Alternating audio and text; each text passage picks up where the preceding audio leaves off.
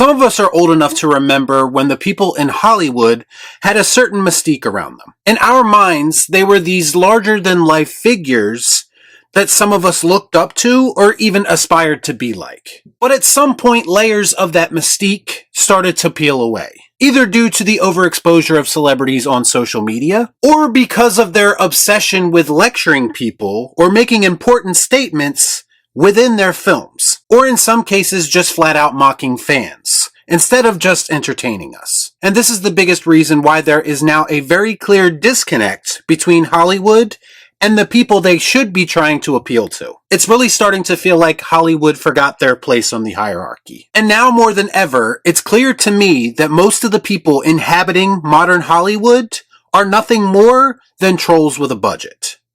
Let's discuss. I watch so you don't have to. All I'm offering is the truth, nothing more.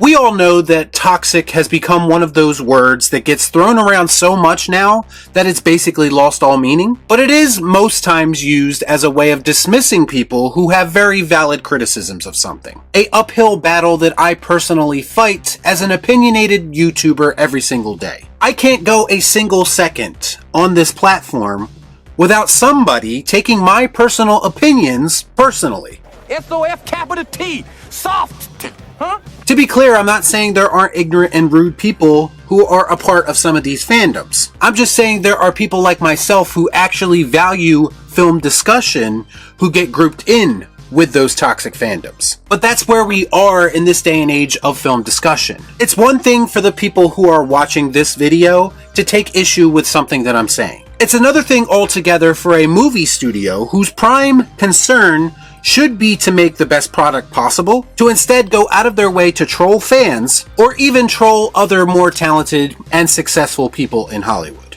It's a bold strategy, Cotton. Let's see if it pays off for them. You have these people with unlimited resources and power, who are capable of telling you any story they could possibly imagine. But instead, they choose to comment on social media bullshit and drama, because they think that makes their movie more intelligent and more relevant. We saw this firsthand in the Scream franchise with its commentary, and I use that term loosely, on toxic fandom. How can fandom be toxic? A message that fell on deaf ears to most people with a brain, because everyone knows that the most toxic people in fandom are the ones who love everything, as they typically come out to attack anyone who doesn't agree with them. We saw it again earlier this year with the Across the Spider-Verse discourse. People involved with making that film said that a certain revelation contained within the film was meant to be a commentary or response to toxic anti-Miles Morales Spider-Man fans. You're pathetically predictable. And no one seems to find it strange that in the middle of making an animated Spider-Man movie, this is what they were concerned about. Online culture war BS that really isn't as serious as they're making it out to be. And by them acknowledging it, all it really does is create more division. Because now, anytime anyone speaks honestly and says something like, well, I prefer the Peter Parker version of the character, those people are now met with accusations of racism and bigotry. That's racist.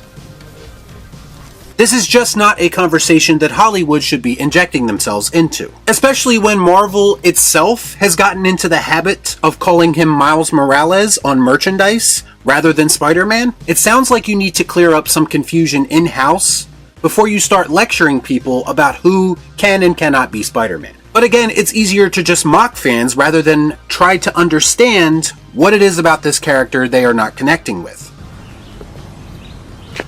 That makes sense. And now there are early reports that this type of thing is happening again with the upcoming release of Warner Bros. Pictures' Barbie. Not only has this movie already been sold in the media as the filmmakers taking problematic things about a doll and rectifying them, but apparently there is even a Snyder Cut joke contained within the film that may or may not be intended as a jab at a quote-unquote toxic fan base. Not impressed.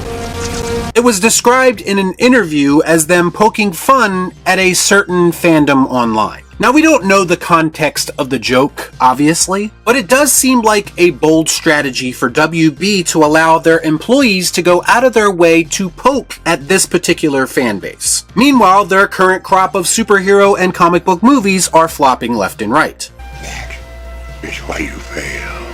Wouldn't it make more sense to avoid this kind of commentary in an effort to hopefully repair an already fractured fan base? It would seem like that would be best for business, but the Barbie film apparently felt like it was more important to cause more division. And just so we are clear, the trolling coming from the production of Barbie isn't only directed at fans. It's directed towards brilliant filmmakers like Christopher Nolan as well.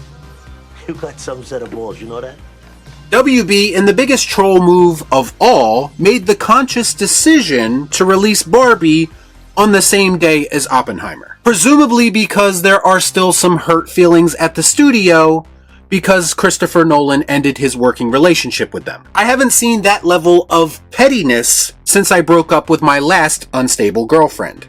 But you one crazy ass.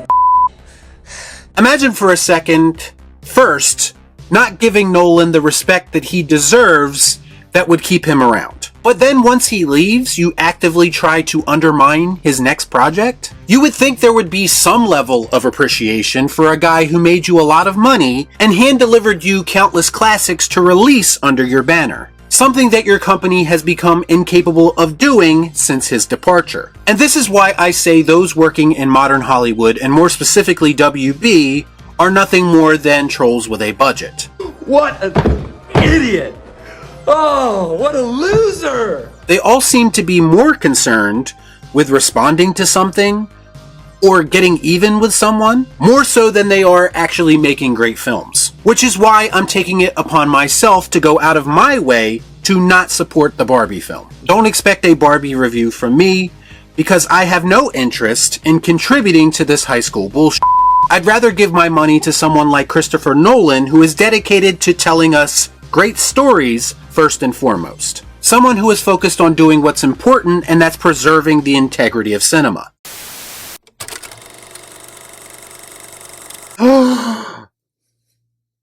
You have an opinion that differs from my own about movies. You must be some kind of political extremist. Be honest, you're just hating for the sake of hating. It is grifting 101. I mean, just look at your videos. It's obvious what you're doing. Look at all of those thumbnails and titles that are just inspiring more negativity. You're just riding a hate wave that is the only way your stupid little channel can get any kind of attention. All you're doing is copying all the other grifters on YouTube and monetizing your own toxicity. I mean, even when you like something, you have to throw in something negative about it. The people in Hollywood will always be something that you are not, and that's successful. And you are jealous of their success. Man, baby. Y'all be cool. Right on.